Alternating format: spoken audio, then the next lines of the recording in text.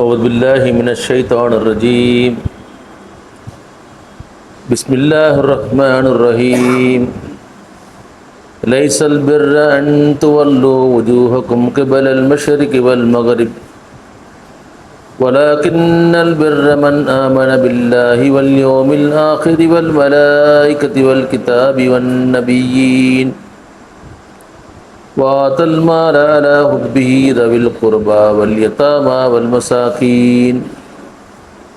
والمساكين وابن السبيل والسائلين وفي الرقاب وأقام الصلاة وآتى الزكاة والموفون بعهدهم إذا عاهدوا والصابرين في البأساء والضراء وحين البأس أولئك الذين صدقوا وأولئك هم المتقون. صدق الله العليم. அளவிலா கருணையும் இணையிலா கிருபையும் உடைய அல்லாஹ்வின் திருப்பெயரால் நற்செயல் என்பது உங்களுடைய முகங்களை கிழக்கு நோக்கியோ மேற்கு நோக்கியோ திருப்புவதல்ல. மாறாக அல்லாஹையும் இறுதி நாளையும் வானவர்களையும் வேதங்களையும் நபிமார்களையும் ஒருவன் முழுமையாக நம்புவதும் மேலும் அல்லாஹின் மீதுள்ள நேசத்தின் காரணமாக தமக்கு விருப்பமான பொருளை உறவினர்களுக்கும் அனாதைகளுக்கும் வறியவர்களுக்கும் வழிப்போக்கருக்கும் யாசிப்பவருக்கும் அடிமைகளை மீட்பதற்கும் வழங்குவதும் மேலும் தொழுகையை நிலைநாட்டி ஜக்காத்தை கொடுத்து வருவதுமே நற்செயல்களாகும். மேலும் வாக்குறுதி அளித்தால் தம் வாக்குறுதிகளை நிறைவேற்றுபவர்களும் வறுமை மற்றும் துன்பங்களின் போதும் சத்தியத்திற்கும் அசத்தியத்திற்கும் நடக்கும் போராட்டத்தின் போதும் பொறுமையுடன் நிலைத்து இருப்பவர்களுமே புண்ணியவான்களாவர். இவர்களே உண்மையாளர்கள், மேலும் இவர்களே இறையச்சமுடையவர்கள். எல்லா புகழும் அல்லாஹ் சுப்ஹானஹு வ தஆலா அவர்களுக்கே. அந்த அல்லாஹ்வுடைய ஸலாத்தும் ஸலாமும் அன்புவரோடும் அகிலத்திற்கெல்லாம் அருட்கொடையாய் அந்த அல்லாஹ்வினால் அனுப்பப்பட்ட அல்லாஹ்வின் இறுதி தூதர் நபிகள் பெருமானார் முகமது முஸ்தபா ஸல்லல்லாஹு அலைஹி வஸல்லம் மீதும் அவருடைய குடும்பத்தினர்கள் சத்திய சஹாபாக்கள் தாபீன்கள் இமாம்கள் மற்றும் உங்கள் அனைவர் மீதும் என்றென்றும் நிலவட்டுமாக. அஸ்ஸலாமு அலைக்கும் வரஹ்மத்துல்லாஹி வபரகாத்துஹு. கண்ணியத்துக்குரிய சகோதரர்களே, உங்களுக்கு முன்னால் சூரத்துல் பக்ராவுடைய 177வது வசனம் ஓதி காண்பிக்கப்பட்டது. இந்த வசனத்திற்கு ஒரு சிறப்பு பெயர் இருக்குது, அதுதான் ஆயத்துல் பிர், நன்மையின் வசனம் என்ற ஒரு அடைமொழியும் இந்த வசனத்துக்கு இருக்குது. இங்கே அல்லாஹ் சுப்ஹானஹு வ தஆலா ஈமானுக்கு அடுத்தபடியாக சமூக பணிகளை பற்றி இங்கே சொல்கிறார். ஈமானையும் சமூக பணியையும் இணைத்து சொல்கின்றார். அதுக்கு அடுத்த பிறகு தான் தொழுகையை பற்றி ஜக்காத்தை பற்றிலாம் வரும். அப்போ ஈமானுக்கும் அந்த சமூக சேவைக்கும் சமூக பணிக்கும் அந்த அளவுக்கு நெருக்கமானது தொடர்பு இருக்கிறது. இங்கே 4 விஷயங்களிலே இறைவனுக்கு அஞ்சி வாழக்கூடிய நன்மக்களுடைய நற்செயல்களை 4 பிரிவுகளிலே இந்த வசனத்தில் அல்லாஹ் தஆலா சொல்கிறார். ஒன்று, நமது ஈமான் இறை நம்பிக்கை உண்மையாகவும் வாய்மையாகவும் இருக்க வேண்டும். நம்முடைய இறை நம்பிக்கை ஈமான் பில் லிசான், சும்மா நாவளவில் கொள்ளக்கூடிய ஈமான் இருக்கக்கூடாது. மாறாக ஈமான் பில் அமலாக இருக்கணும், செயல்பூர்வமான நம்பிக்கையாக இருக்க வேண்டும். தான தர்மங்களை செய்ய வேண்டும், அது யார் யாருக்கெல்லாம் கொடுக்கணும். அடுத்து நல்ல குடிமக்களாக வாழ வேண்டும், அதற்கும் ஈமானுக்கும் தொடர்பு இருக்குது. நல்ல குடிமக்களாக வாழ வேண்டும், தேவையுடைய மக்களுக்கும் நாம் உதவி செய்ய வேண்டும். 4வதாக நம்முடைய ஆன்மா அந்த எப்படிப்பட்ட சூழலிலும் நம்முடைய நம்பிக்கை நம்முடைய ஆன்மா உறுதியாக நிலைகுலையாமல் இருக்க வேண்டும். 4 விஷயங்களை அல்லாஹ் சுப்ஹானஹு வ தஆலா இந்த வசனத்திலே அல்லாஹ் தஆலா சொல்லி காட்டியிருக்கிறார். முதலாவதாக அல்லாஹ் தஆலா அவ்வாறு ஆரம்பிக்கிறான், லைஸல் பிர்ர அன் துவல்லு வுஜூஹக்கும் கிபலல் மஷ்ரிக் வல் மக்ரிப். உங்கள் முகங்களை கிழக்கு நோக்கியோ மேற்கு நோக்கியோ திருப்புவதல்ல ஈமான். இன்றைக்கி கிபிலாவை நோக்கி அமர்வதற்கு ரொம்ப முக்கியத்துவம் இருக்குது. தொழுகையின் திசை கிபிலா தான். அதில் தொழுகையின் கிபிலானா மக்காவை நோக்கி காபத்துல்லாவை நோக்கி நாம் தொழ வேண்டும். இது ஏன் அல்லாஹ் தஆலா இங்கே சொல்கிறான்னா, நபிகள் பெருமானார் ஸல்லல்லாஹு அலைஹி வஸல்லம் ஆரம்பத்திலே மதீனாவிற்கு வந்த பொழுது பைத்துல் முகத்தஸை நோக்கி தொழ வந்தார். கொஞ்ச நாள் அப்படி தொழ வந்தாங்க. ஆனாலும் காபத்துல்லாவை நோக்கி தொழ வேண்டும் என்ற ஆவல் ரசூலுல்லாஹ்வுக்கு இருந்தது. நீங்கள் அதுக்கு பிறகு அல்லாஹ் தஆலா கிபிலா மாற்றத்துடைய வசனத்தை இருக்கணும். இது யூதர்களிடத்திலே கிறிஸ்தவர்களிடத்திலே ஒரு மிகப்பெரிய அதிர்வலையை ஏற்படுத்தியது. ஏன்னா திசைக்கு ரொம்ப அதிகமான முக்கியத்துவம் கொடுத்தாங்க. அதுதான் அல்லாஹ் தஆலா சொல்கிறான்னா, இங்கே திசை என்பது முக்கியம் அல்ல, நன்மை என்பது திசையை முன்னோக்குவதில் இல்லை. இன்னைக்கு கூட பார்க்குறோம் கல்யாண அவைகளில் வந்து நிக்கா மஜ்லிஸில் பார்த்தீங்கன்னா இது மாப்பிள்ளை எங்கே திருப்பி உட்காந்துருவார், கிபிலாவை நோக்கி உட்காந்துருப்பார். அதுக்கு ரொம்ப முக்கியத்துவம் கொடுப்பாங்க. ஆனால் மக்கள்லாம் வந்துக்கூடிய மக்கள்லாம் நினச்சி அவர் முதுவை பார்த்துட்டு உட்காந்துருப்பாங்க. அப்படி தான் இருக்கும் சில நேரங்களில். ஆனால் அதே சமயத்தில் நீங்கள் பார்க்கணும், அந்த கிபிலாவுக்கு கொடுக்கக்கூடிய அந்த முக்கியத்துவம் அது நன்மையை நினச்சி தான் கொடுக்குறாங்க. அதுக்காக நம்ம குறை சொல்லக்கூடாது. ஆனால் அதே சமயத்தில் நிக்காஹாவிலே நடைபெறக்கூடிய அனாச்சாரங்களை விட்டு விலகுவதற்கு முக்கியத்துவம் தருவதில்லை. அங்கே இருக்கக்கூடிய ஹராமான விஷயங்களை விட்டு விலகுவதற்கு முக்கியத்துவம் தருவதில்லை. சுன்னத்தான முறையிலே நாம் திருமணத்தை நடத்த வேண்டும் என்பதற்கான முக்கியத்துவம் தருவதில்லை. சடங்குகளுக்கு முக்கியத்துவம் தராங்க. சடங்குகளுக்கு முக்கியத்துவம் தருவாங்க. வீடு கட்டும் போது அல்லது வீடு வாடகை வந்து கிபிலாவை நோக்கி டாய்லெட் இருந்தால் அதை போடக்கூடாது. ரைட், முக்கியமான விஷயம் தான். ஆனால் என்ன செய்வாங்க, மற்ற விஷயங்களில் ஹலால் ஹராமை பேணுவது கிடையாது, இறை கட்டளைகளை பின்பற்றி வாழ்வது கிடையாது. ஆக நீங்கள் திசைக்கு கொடுக்கக்கூடிய முக்கியத்துவத்தை விட எதற்கு முக்கியத்துவம் கொடுக்க வேண்டும் என்றால் எல்லாம் சொல்கிறான். நன்மைனா என்ன தெரியுமா, பிர்னா என்ன தெரியுமா, அல்லாஹ் சொல்கிறான் வலாக்கின்னல் பிர்ர. நன்மைனா என்ன தெரியுமா, புண்ணியம்னா என்ன தெரியுமா, ஆமன பில்லாஹி, அல்லாஹின் மீது நீங்கள் நம்பிக்கை கொள்ள வேண்டும். வல் யோமில் ஆஹிரி, மறுமையின் மீது நீங்கள் நம்பிக்கை கொள்ள வேண்டும். வல் மலாய்கத்தி, மலக்குகளின் மீது, வல் கிதாபி, வேதத்தின் மீது, வல் நபியின், நபிமார்கள் மீது. இப்போ அல்லாஹின் மீது, மறுமையின் மீது, மலக்குகளின் மீது, வேதங்களின் மீது, இந்த நபிமார்களின் மீது எல்லாம் நீங்கள் நம்பிக்கை கொள்ளணும். இதுதான் ஈமானுடைய புண்ணியத்தோட அடித்தளம். நீ என்னதான் நன்மை செஞ்சாலும் ஈமான் இல்லாத நன்மைக்கு அல்லாட்ட வேல்யூ கிடையாது. ஈமான் இல்லை, நீங்கள் எத்தனையோ பேர் நல்லவரும் நல்ல வேலை செய்யணும், நம்மளோட நல்ல வேலை செய்கிறாங்க. ஆனால் அவங்க செய்யக்கூடிய நன்மைக்கான கூலி வீணாகிறமா, வீணாகாது. அல்லாஹ் இந்த உலகத்திலே கொடுப்பான். இன்ஷா அல்லாஹ் இந்த உலகத்திலே கொடுப்பான். உலகத்திலே அவங்களுக்கு பேரும் புகழும் எல்லாம் கிடைக்கும் இல்லையா. ஆனால் ஈமான் கொண்டவர்களுக்கு மட்டும்தான் இந்த உலகத்திலே மட்டுமல்ல என்ன கொடுப்பான், மறுமையிலும் என்ன செய்வான், அதுக்கான நற்பூலி கொடுப்பான். மறுமையிலும் அதுக்கான நற்பூலியை கொடுப்பான். அது மட்டுமல்ல, ஆக ஈமான் என்பது அல்லாஹ்வுடைய பண்புகளை, அவனுடைய வல்லமையை, அவனுடைய ஆற்றல்களை அவனை ஏற்றுக்கொள்ளும். அல்லாஹ்வுடைய இடத்துல ஒரு அல்லாஹை பற்றிய ஒரு புரிதல் இருக்கும். இன்றைக்கி எப்படி நான் லா இலாஹ இல்லல்லாஹ் முஹம்மது ரசூலுல்லாஹ், அஷ்ஹது அன் லா இலாஹ இல்லல்லாஹ் அஷ்ஹது அன்ன முஹம்மது ரசூலுல்லாஹ் ஈமான் கொள்வோம். ஆனால் அல்லாஹ்வை வழிபாட்டுக்குரியவனாக, வணக்கத்துக்குரியவனாக ஏற்றுக்கொள்ளக்கூடிய மக்கள், அல்லாஹ்வை தன்னுடைய ராசிக்காக, அல்லாஹ் தான் உணவளிப்பவன் என்பதை ஏற்றுக்கொள்ளக்கூடிய மக்கள். இந்த பூமியை படைத்தது யார் என்றால் அல்லாஹ்னு சொல்லுவாங்க. வானத்தை படைத்தது என்று யார் கேட்டால் அல்லாஹ்னு சொல்லுவாங்க. உங்களுக்கு உணவை அளிப்பது யார் என்று கேட்டால் அல்லாஹ்னு சொல்லுவாங்க. உங்களுக்கு ஆட்சி அதிகாரம் சட்டத்தை கொடுப்பது யாருன்னு கேட்டால் அதே பதில் சொல்லுவாங்களா, யோசிப்பாங்க, கன்ஃபியூஸ் ஆவாங்க. அல்லாஹ் தான் ஹுக்குமுல் ஹாக்கிமீன்கிறான், மாலிக்கல் முழுக்குங்கிறான், அரசர்களுக்கெல்லாம் அரசன், சட்டம் வழங்குவதில் மிகச்சிறந்தவன் அவன் தான். எனில் ஹுக்குமை இல்லா இல்லா, ஆட்சியும் அதிகாரமும் சட்டங்களும் அல்லாஹுக்கு தான் உரியது. அல்லாஹ் தான சொன்னான். ஒன்று சரி ஒன்று தவறு என்பதை நிர்ணயிக்கக்கூடிய முழுமையான அதிகாரம் அல்லாஹுக்கு மட்டும்தான் இருக்கிறது. அதனால தான் அஸ்மாவுல் ஹுஸ்னாவை ரசூலுல்லாஹ் சொன்னாங்க, யார் அஸ்மாவுல் ஹுஸ்னா, அல்லாஹுக்கு அழகிய திருப்பெயர்கள் 99 திருப்பெயர்கள் இருக்குது, அவங்க மனப்பாடம் செஞ்சவங்க சொர்க்கத்துக்கு போயிடலாம். சொர்க்கத்துக்கு போகிற அவ்வளோ ஈஸியாக. என்ன நோக்கத்தில் சொன்னாங்கன்னா, யார் இந்த அஸ்மாவுல் ஹுஸ்னாவை, அல்லாஹ்வுடைய பண்புகளை புரிந்து கொள்கிறார்களோ அவர்கள் அல்லாஹ்வுக்கு வாய்மையாக கீழ்ப்படுத்தி நடப்பாங்க. ஒவ்வொன்று ஈமான ஒவ்வொன்றையும் இவருடைய அந்த பண்பு பெயர்களோடு முடிச்சு போட்டு பார்ப்பாங்க. அப்போ ஈமான் பில்லான்றது அல்லாஹ்வுடைய, அது ஒரு பெரிய சப்ஜெக்டாக பேசலாம், மணிக்கணக்காக பேசலாம். அந்தளவுக்கு மிக விரிவான விஷயங்கள் இதில் இருக்குது. அப்போ அல்லாஹ்வை நாம் முழுமையான அவனுடைய அத்தனை பண்புகளையும் ஏற்றுக்கொள்ளக்கூடியவர்களாக, அதற்கு ஈடு இணையான பண்பு யாருக்கும் கிடையாது. ரஹீமா இருக்கலாம், ரஹ்மானா இருக்கலாம், மாலிக்கா இருக்கலாம், ஜப்பாரா இருக்கலாம். இப்படி அல்லாஹ்வுடைய ஒவ்வொரு அந்த திருநாமத்தையும், அந்த இஸ்முல் அஸ்மால் ஹுஸ்னால ஒவ்வொன்றையும் எடுத்து பார்த்தீங்கன்னா ஒவ்வொன்றுக்கும் நூற்றுக்கணக்கான விளக்கங்களை, ஏராளமான விளக்கங்களை நாம் பார்க்க முடியும் என்பது. அதே போல் மறுமை, நாம் இதை பற்றி ஏற்கனவே பார்த்தோம். சூரத்து பக்கராவுடைய ஆரம்ப வசனங்களை பார்த்தோம். மறுமையின் மீது நம்பிக்கை கொள்வது, மீண்டும் உயிர் கொடுத்தல் கொள்வது, மலக்குகள் மீது நம்பிக்கை கொள்வது, வேதங்களின் மீது நம்பிக்கை கொள்வது, அந்த நபிமார்கள் மீது நம்பிக்கை கொள்வது சொல்லிட்டு அல்லாஹ் தஆலா சொல்றான், வாத்தல் மால அலா ஹுப்பிஹி, அல்லாஹின் மீது உள்ள அன்பின் காரணமாக இவர்கள் அவரது பொருளை செலவழிப்பார்கள். ஈமானுக்கு அடுத்தபடியாக பொருளையும் அல்லாஹ் தஆலா சொல்றாங்க. நம்ம டாக்டர் கேவிஎஸ் அடிக்கடி சொல்லுவாங்க, நம்ம முஸ்லீமாக இருக்கிற பாக்கெட்டு முஸ்லீமாக வச்சுக்கோங்க. அல்லாஹ் சுப்ஹானஹு வ தஆலா ஈமானை பற்றி சொல்லும் பொழுது, இறை வழியிலே போராடுவதை பற்றி சொல்லும் பொழுது என்ன செய்யணும்? உங்கள் உயிர்களாலும் உங்கள் உடைமைகளாலும் என்ன செய்யணும்? அல்லாஹ்வுடைய வழியில் நீங்கள் போராடணும்.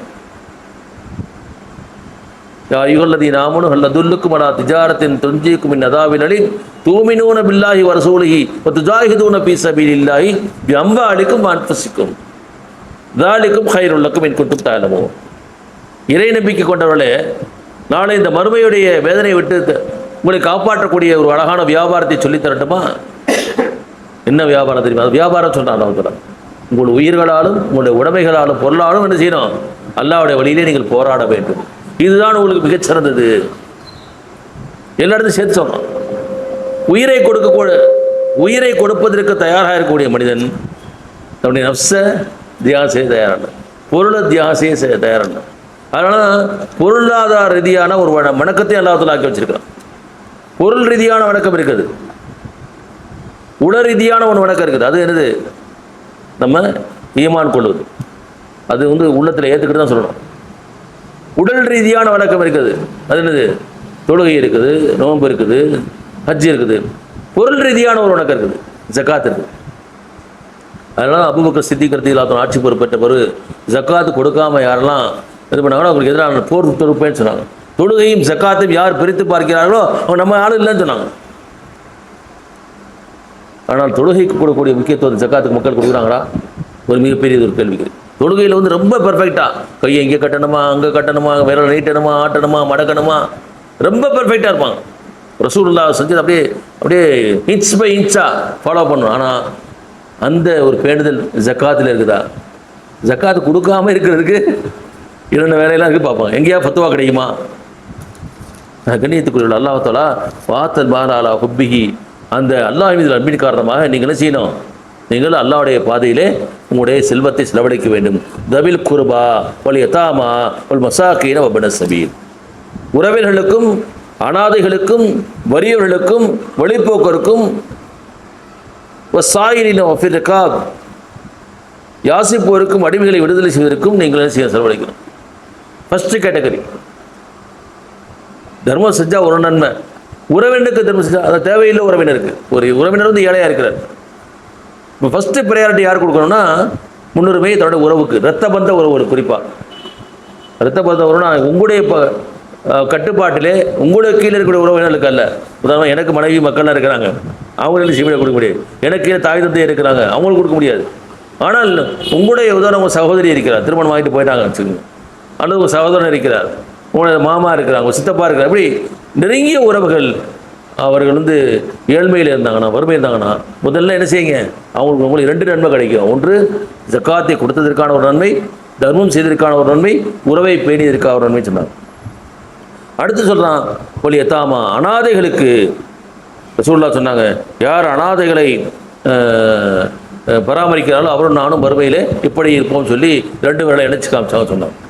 இப்போ அனாதைகளுக்கு ஒரு தனி, ஆனால் இன்றைக்கி என்னென்னா அனாதை இல்லங்கள் பெருகிடுது. அந்த கான்செப்ட் இஸ்லாத்தில் இல்லை. ஒரு நெருங்கிய குடும்பத்தில் உறவுகளில் அனாதை தகப்பன் இறந்துட்டான்னா அந்த பிள்ளைகளை அவனோட உடன் பிறந்தவர்களை நெருங்கிய உறவினை செய்யணும், அவனை அடாப்ட் பண்ணி செஞ்சுக்கணும். அதுதான் இங்கே முக்கியம். ஆக அனாதைகளை பராமரிப்பது. மூன்றாவதாக ஒரு மசாக்கீன், அவள் ஏழைகள் வறியவர்கள், அவர்களுக்கு நம்ம என்ன செய்யணும்? அவங்க இதில் ரெண்டு விதமான இருக்காங்க. அல்லாஹ் தஆலா என்ன சொன்னா, ஒன்று ஏழைகள் இருக்கிறாங்க, இன்னொன்று வறியவர்கள் இருக்கிறாங்க. ஏழை யார், வறியவர் யார்? ஏழைன்னு என்ன செய்வாங்கன்னா அவங்க மற்றவங்க கேட்பாங்க. வறியவர்கள்னா வெளியே பார்த்தா தெரியாது. அல்லாஹ் தஆலா இன்னொரு வசனத்தில் அல்லாஹ் தஆலா சொல்றான், அவங்க இறைவனுடைய பாதையில் தங்களை அர்ப்பணித்து கொண்டிருப்பார்கள். அவர்கள் தங்களை வெளிப்படுத்தி கொள்ள மாட்டாங்க, யார்கிட்டையும் கேட்க மாட்டாங்க, வாய் திறந்து கேட்க மாட்டாங்க, யார்கிட்டையும் வாய் திறந்து கேட்க மாட்டாங்க. தன்னுடைய தன்மானத்தின் காரணமாக அப்படிப்பட்ட மக்களை நீங்கள் தேர்ந்தெடுத்து செய்யுங்க, அவளை நீங்கள் தன்னிறை உள்ளவர்களாக ஆக்க வேண்டும். இதுதான் உயர்ந்த தர்மம்னு சொல்லி அல்லாஹ் சுப்ஹானஹு வ தஆலா சொன்னாங்க. அதனால ரசூலுல்லாஹ் சொன்னாங்க, அதாவது அல்லாஹ் இன்னி அஊது பிக்க மினல் ஃபக்ரி, அதாவது வறுமையை விட்டு ரசூலுல்லாஹ் என்ன செஞ்சிருக்காங்கன்னா பாதுகாப்பு. ஏன்னா வறுமை ஈமானை இல்லாமல் ஆக்கி குஃப்ரின் பக்கம் விட்டுச்சிட்டு சொன்னாங்க ரசூலுல்லாஹ். அதனால அல்லாஹ் தஆலா சொன்னான், அவர்களுடைய செல்வங்களிலே யாசிப்பவருக்கும் யாசிக்காதவருக்கும் உரிமை இருக்கிறது என்பதாக அல்லாஹ் தஆலா சொன்னான். அடுத்ததாக அல்லாஹ் தஆலா சொன்னான், வபினி சபீல், வழிப்போக்கர்கள். வழிபோக்குவரத்து வந்து எவ்வளோ செலவு, ஊரில் பெரிய செலவு தானே இருக்கலாம். இன்றைக்காவது எல்லாத்துக்கும் கிரெடிட் கார்டு இருக்குது, ஜிபே இருக்குது, ஃபோன்பே இருக்குது. ஒரு காலம் இருந்தது. ஆனால் வெளியே வந்துட்டாங்கன்னா இப்போ காசு இல்லைன்னா ஒன்றும் செய்ய முடியாது இல்லையா? அப்படிப்பட்ட மக்களுக்கு நீங்கள் என்ன செய்யலாம்? உங்களுடைய ஜக்காத்தை கூட கொடுக்கலாம். அடுத்ததாக சாயிலீனா ஒஃபிரிகாப், யாசிப்பவர்களுக்கும் அடிமைகளை விடுதலை செய்யும். அன்றைக்கு அடிமைத்தை விடுதலை செய்கிறதுக்கு ஒரு மிகப்பெரிய இது இருக்குது. இன்றைக்கி அடிமைகள் இருக்கிறாங்களா இல்லைன்னா ஒரு இது அப்பாவிகள் சிறையில் வாடுவாங்க. அவங்களை விடுதலை செய்வதற்கான செய்யலாம், நீங்கள் அந்த பணத்தை நீங்கள் செலவழிக்கலாம் என்று சொல்லக்கூடிய பத்துவாக்களை நாம் பார்க்க முடியும். இதுக்கு அடுத்து அல்லாஹ் சொல்றான் வகாமஸ்ஸலா, தொழுகையை நிலைநிறுத்துவார்கள். ஈமானுக்கு தொழுகை தானே வரணும், அப்படி தானே படிச்சிருக்கோம். ஆனால் அல்லாஹ் இங்கே என்ன சொல்கிறான்னா, புண்ணியம் என்பது ஈமானுக்கு அடுத்தபடியாக இறைவன் மீது உள்ள அன்பின் காரணமாக நீங்கள் செய்யணும். இவங்க உங்களுக்கு நீங்கள் உதவி செய்யணும். சமூக வாழ்க்கைக்கு, சோஷியல் லைஃபுக்கு வந்து அல்லாஹ் சுப்ஹானஹு எவ்வளோ முக்கியத்துவம் கொடுக்குறான் பாருங்க. இஸ்லாம் வந்து ஒரு பரிபூர்ணமான வாழ்க்கை நெறி, ஒரு உட்டோப்பியன் ஐடியாஸ் இல்லை, ஒரு கற்பனை தத்துவம் இல்லை, மாறாக முழுமையான செயல்படுத்தக்கூடிய ஒரு வாழ்க்கை நெறி. அதனால தான் வந்து வார்த்தை சித்தர் வடபுரி சான்னு சொல்லுவார். நீங்கள் வந்து இஸ்லாத்தை பற்றி அறிமுகப்படுத்துறதுக்கு பெரிய பெரிய இந்த அற்புதங்கள் இதெல்லாம் சொல்ல வேணாம், அந்த மாதிரி அற்புதங்கள் நிறைய இருக்குது இல்லையா? இஸ்லாம் ஒன்று தான் இந்த உலகத்தை வாழ்வதற்கான வழியை சொல்லிக் கொடுக்குது. மற்ற மதங்கள் எல்லாம் கதி மோட்சத்தை பற்றி பேசுகின்றன, முக்தியை பற்றி பேசுகின்றன, இறைவனத்திலே திருப்தி வரனா இந்த உலகத்தை திறந்தா தான் போகணும்னு சொன்னான். ஆனால் இஸ்லாம் மட்டும்தான் இந்த உலகத்திலே வாழ்வதன் மூலமாகத்தான், இந்த உலகத்திலே உள்ள மக்களுக்கு உதவி செய்வதன் மூலமாகத்தான் இறைவனுடைய திருப்தியை பெற முடியும். அதனால தான் நான் இஸ்லாத்தை நேசிக்கிறேன்னு சொன்னார். இஸ்லாம் இந்த மண்ணு கேட்ட மார்க்கெட் புத்தகத்தை கூட எழுதினார். அதனால தான் அல்லாஹ் தஆலா வந்து தன் உரிமையில் வந்து 3 உரிமையை வச்சுருக்காரு. அதாவது 3 கடமை. ஒன்று ஹுக்கூக்குல்லா, அல்லாஹ்வுக்கு செய்ய வேண்டிய கடமை, அது அல்லாஹ்வுடைய உரிமை. இன்னொன்று ஹுக்கூக்குல் இபாத், அல்லாஹ்வுடைய படைப்பினங்களுக்கு செய்ய வேண்டிய கடமை. மூன்றாவது ஹுக்கூக்குல் நஸ், ஒருவன் தனக்குத்தானே செய்ய வேண்டிய கடமை. இந்த 3 பற்றி நாளைக்கு வறுமையில் இருக்கும், கேள்வி கணக்கு இருக்கும். ஹுக்கூக்குல்லாவோட ரசூலுல்லாஹ் சொன்னாங்க, அதாவது அல்லாஹ் தனக்குள்ள கடமையில் வந்து ஏதாவது கொஞ்சம் முன்னப்பட வச்சான்னா எல்லாம் மன்னிச்சிருவான். ஆனால் ஹுக்கூக்குல் இபாத் இருக்கு இல்லையா, அவங்க மன்னிக்காதவரை, நம்மால் பாதிக்கப்பட்ட மக்கள் மன்னிக்காதவரை அல்லாஹ் மன்னிப்பது கிடையாது. என் தாய் தந்தையருக்கு நான் பணிவிடை செய்யவில்லை, அவளை நான் சரியாக கவனிக்கலன்னா என் தாய் தந்தையர் மன்னிக்காதவரை இறைவன் மன்னிக்க மாட்டான். இப்படி ஒவ்வொன்றாக நான் நறுக்கி கொண்டே செல்ல முடியும் என்பது சொல்லிட்டு அவர் அகாமஸ்ஸலா, தொழுகையை அவர் நிலைநிறுத்துவார்கள். தொழுகை வந்து மார்க்கத்துடைய தூண் சொன்னார். அஸ்ஸலாத்து இமாதுத்தீன், அஸ்ஸலாத்து மிஃப்தாவுல் ஜன்னா, தொழுகை தான் இருந்தது சுவனத்தின் திறவுகோல். ஆக தொழுகையில் பார்த்தீங்கன்னா 3 விதமான, அந்தபடி 3 விதமான பயிற்சி இருக்குது. ஒன்று உடலுக்கு பயிற்சி இருக்கிறது. தொழுகை நேரம் முதல்ல கிப்லா முன்னோக்கிறோம், அப்புறம் கையை தூக்கணும், காலை ருக்குவை செய்யணும், சுஜூத் செய்யணும், கண் பார்வை எங்கே இருக்கணும், எல்லாத்துக்கும் வருது.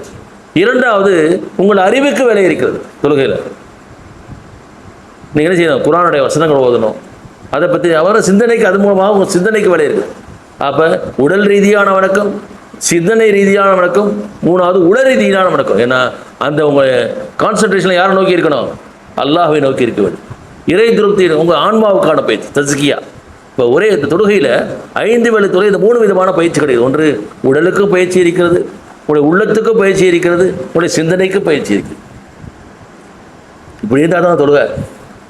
இல்லைன்னா நம்ம வந்து போய் நிற்போம், நல்லா அப்போ தக்பீர் கட்டுவோம், ருக்கு வெளியில் பார்க்கலாம், தொழுவதாக இருந்தோம். ஆனால் இறைவனுடைய பார்வையிலே தொழ வேண்டும் என்றால் வல்லதீன ஃபீ ஸலாத்திஹிம் காஷிஊன், அவர்கள் தொழுகையிலே உள்ளச்சத்தோடு தொழுவார்கள் அப்படின்னு நல்லா தொழுத்தோம்.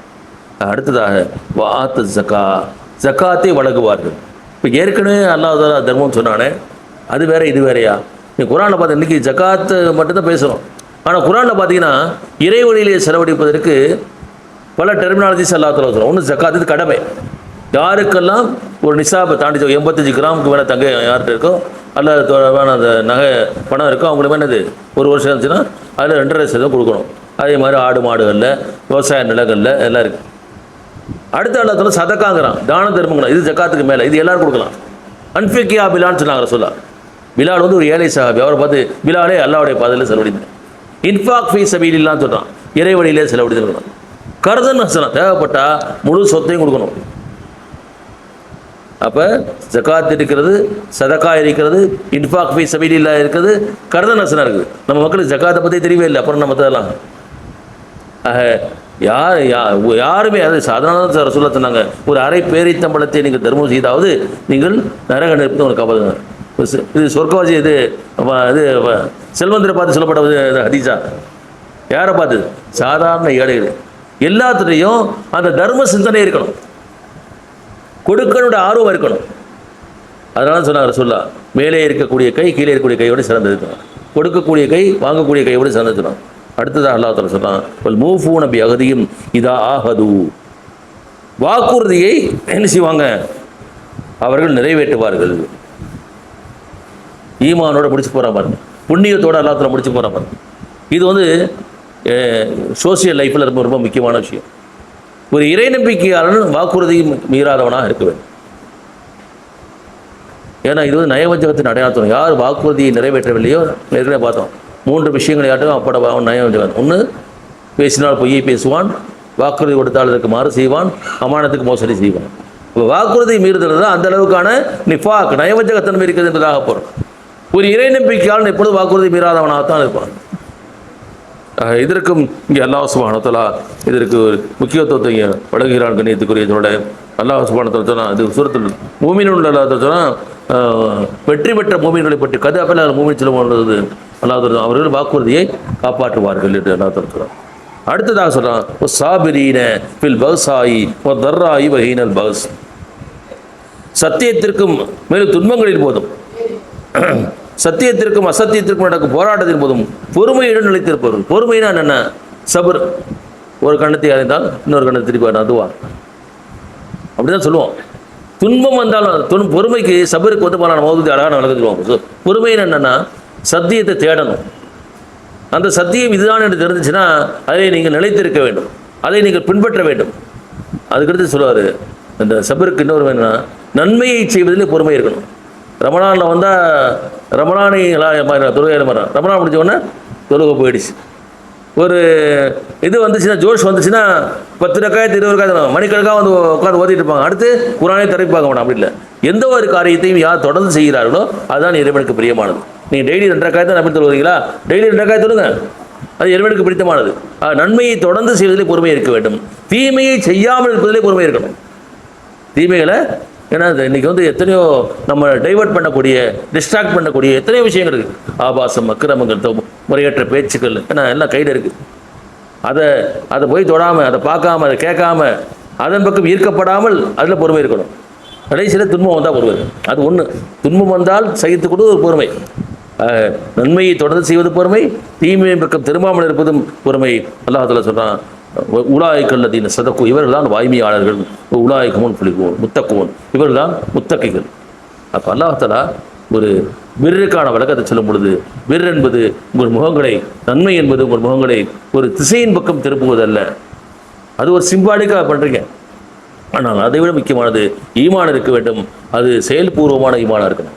அந்த செயல்பூர்வமான ஈமான் என்பது உங்கள் பொருளை என்னுடைய பாதையிலே செலவழிக்க வேண்டும், தொழுகையை நிலைநாட்ட வேண்டும், ஜக்காத்தை கொடுக்க வேண்டும், வாக்குறுதியை நிறைவேற்ற வேண்டும், பொறுமையை கடைபிடிக்க வேண்டும். இதெல்லாம் இருந்தால் தான் நீங்கள் வாய்மையாளர்கள், இதெல்லாம் இருந்தால் தான் எங்கள் முத்தகிகள். அல்லாஹ் சுப்ஹானஹு வ தஆலா இப்படி நன்மையின் உண்மைத்தன்மை, வாய்மைத்தன்மை புரிந்து கொண்டு நாம் முழுமையாக முழு வாழ்க்கையிலும் உண்மையின் இது சாவிகளாக ரசூலுல்லாஹ் தான் சொன்னாங்க. அது என்ன, ஒரு இறை நம்பிக்கையாளர் வந்து மிஃப்தாவுல் கைர்னு சொன்னாங்க. நன்மையின் திறவுகோலாக அவன் இருப்பான், தீமைக்கான பூட்டாக அவன் இருப்பான் என்பதாக சொன்னான். நாம் நன்மையின் திறவுகோல்களாக அல்லாஹ் தஆலா அனைவரையும் ஆக்கியல்வானாக. ரப்பனா தக்கபல் மின்னா இன்னக அன்தஸ் ஸமீஉல் அலீம் வ துப் அலைனா இன்னக அன்தத் தவ்வாபுர் ரஹீம் வ ஆகிரு தஅவானா அனில் ஹம்துலில்லாஹி ரப்பில் ஆலமீன்.